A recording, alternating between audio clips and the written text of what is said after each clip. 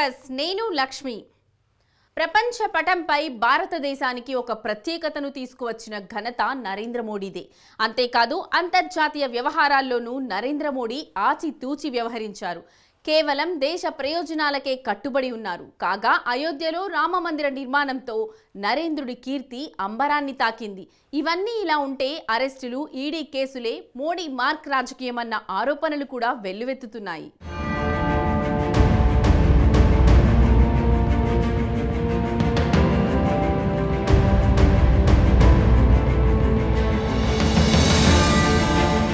నరేంద్ర మోడీ ప్రధాని అయ్యాక ప్రపంచ పటంపై భారతదేశానికి ఒక గుర్తింపు వచ్చింది. భూగోళంపై ఎక్కడ ఏ పరిణామం జరిగినా భారతదేశం ప్రతిస్పందన వైపు యావత్ ప్రపంచం చూడ్డం మొదలైంది. అగ్రరాజ్యాల సరసన చేరింది భారత్. నరేంద్ర మోడీ ఎప్పుడు ఏ నిర్ణయం తీసుకున్నా దేశ ప్రయోజనాలను దృష్టిలో పెట్టుకునే తీసుకున్నారు. ఇందుకు ఉదాహరణ రష్యా ఉక్రెయిన్ యుద్ధం. దాదాపు 2.5 ఏళ్ల కిందట ఉక్రెయిన్పై రష్యా సైనిక దాడులు మొదలుపెట్టినప్పుడు భారతదేశం తటస్థ వైఖరి అవలంబించింది. అప్పట్లో రష్యా, చైనా ఒకవైపు ఉంటే అమెరికా, యావత్ పశ్చిమ దేశాలు మరోవైపున ఉన్నాయి. భారత్కు రష్యాకు సన్నిహిత సంబంధాలున్నాయి. పండిట్ జవహర్లాల్ నెహ్రూ కాలం నుంచి భారత్, రష్యాల మధ్య ఈ మైత్రిపూర్వక సంబంధాలున్నాయి. అలాగే అగ్రరాజ్యమైన అమెరికాతోనూ భారత్కు సన్నిహిత సంబంధాలున్నాయి. దీంతో ఎటువైపునా వరగకుండా తటస్థ వైఖరి తీసుకుంది నరేంద్ర మోడీ నాయకత్వంలోని భారతదేశం. అలాగే అయోధ్యలో రామమందిర నిర్మాణం నరేంద్ర మోడీకి ఎనలేని కీర్తిని తీసుకువచ్చింది.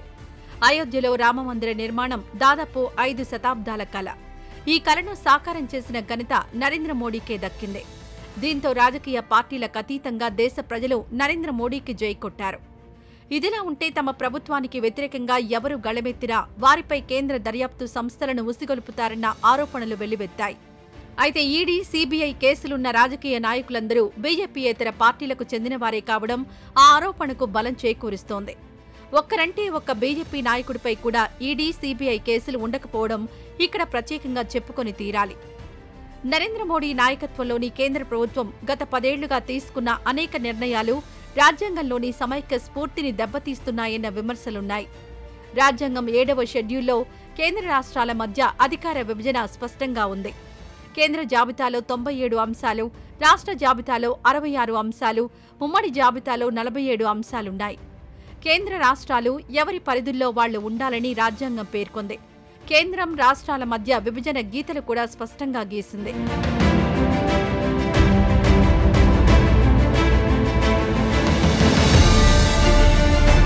అయితే నరేంద్ర మోడీ ప్రభుత్వానికి ఇది కేంద్రం జాబితా, ఇది రాష్ట్రాల జాబితా అనే పట్టింపులేమీ లేవు. రాష్ట్రాల జాబితాలో ఉన్న వ్యవసాయానికి సంబంధించి 2020-21 మధ్యకాలంలో ఏ రాష్ట్ర ప్రభుత్వంతోనూ చర్చించకుండా ఏకంగా 3 వ్యవసాయ చట్టాలను కేంద్ర ప్రభుత్వం చేసింది. దీంతో వ్యవసాయ చట్టాలకు వ్యతిరేకంగా ఢిల్లీ శివార్లలో రైతులు దాదాపు ఏడాది పాటు ఆందోళనలు నిర్వహించారు. రైతన్నల ఉద్యమ తీవ్రతను చూసి ప్రధాని నరేంద్ర మోడీయే వెనక్కి తగ్గారు. చివరకు అన్నదాతలకు ప్రధాని నరేంద్ర మోడీ క్షమాపణ చెప్పారు. 3 వ్యవసాయ చట్టాల వివాదం నుంచి ప్రధాని నరేంద్ర మోడీ బయటపడ్డారు. జీఎస్టీ, పెద్ద నోట్ల రద్దు వంటి అనేక కేంద్ర ప్రభుత్వ నిర్ణయాలు కూడా ఫెడరలిజాన్ని దెబ్బతీసేవిగా ఉన్నాయి. ఒకే దేశం, ఒకే పన్ను నినాదం నేపథ్యంలో జీఎస్టీని కేంద్ర ప్రభుత్వం ప్రవేశపెట్టింది. రాష్ట్రాలకు అత్యధిక ఆదాయం వచ్చే అమ్మకపు పన్నును కూడా జీఎస్టీలో చేర్చారు.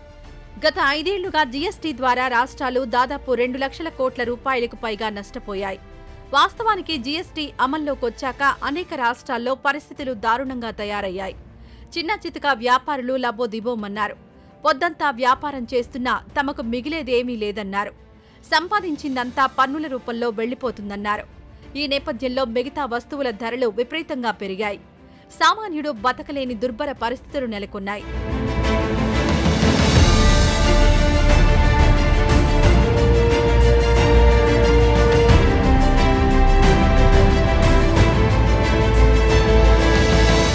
విద్యారంగానికి సంబంధించి కేంద్ర ప్రభుత్వం తీసుకున్న నిర్ణయాలు కూడా ఫెడరలిజాన్ని దెబ్బతీసే విధంగా ఉన్నాయి. రాజ్యాంగ నిర్మాతలు విద్యను రాష్ట్ర జాబితాలో పెట్టారు. అయితే ఆ తర్వాత 42వ రాజ్యాంగ సవరణ ద్వారా విద్యను ఉమ్మడి జాబితాలోకి చేర్చారు. అంటే విద్యకు సంబంధించి ఎటువంటి నిర్ణయం తీసుకోవాలన్నా కేంద్ర ప్రభుత్వం, రాష్ట్ర ప్రభుత్వాలతో ముందుగా సంప్రదించాలి. ఏవైనా కీలక మార్పులు తీసుకురాదలిస్తే సమగ్రంగా చర్చించాలి. రాష్ట్ర ప్రభుత్వాలను ఒప్పించాలి. అయితే ఇవేవీ లేకుండానే విద్యను కాషాయీకరించే ప్రక్రియకు మోడీ సర్కార్ పాల్పడుతోందన్న ఆరోపణలు వెల్లువెత్తుతున్నాయి. లోక్సభలో ప్రజా సమస్యలను ప్రస్తావించడం ప్రతిపక్షాల బాధ్యత. మన దేశంలో సమస్యలకు కొదువలేదు. విపక్ష నేతలు ఏ సమస్య గురించి మాట్లాడినా అందుకు సమాధానమివ్వాల్సిన బాధ్యత అధికార పక్షంపై ఉంది. దీనిని ఎవరూ కాదనలేరు.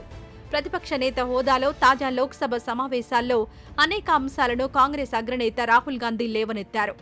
రిజర్వేషన్లు, అగ్నిపథ్, వ్యవసాయ ఉత్పత్తులకు కనీస మద్దతు ధర వంటి అనేక అంశాలను రాహుల్ గాంధీ ప్రస్తావించారు. వీటికి బదులివ్వడం మానివేసి ప్రతిపక్షాలపై ఎదురు దాడికి దిగారు ప్రధాని నరేంద్ర మోడీ.